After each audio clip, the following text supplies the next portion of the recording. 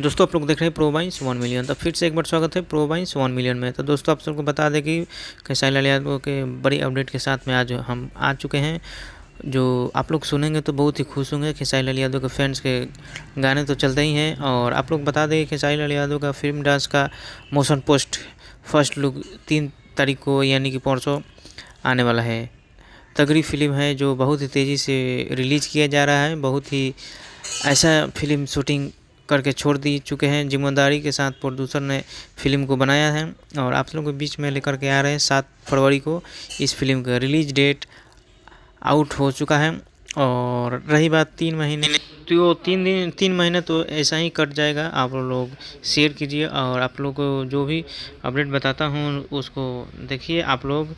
और आप लोग हमारे चैनल को सब्सक्राइब नहीं किए तो चैनल को सब्सक्राइब कर लें। और कुछ ही दिन के बाद में खेसारी लाल यादव का बहुत ही तगड़ा फिल्म आने वाला है, जो कि दिसंबर में लग रहा है रिलीज नहीं किया जाएगा, लेकिन उसका फर्स्ट लुक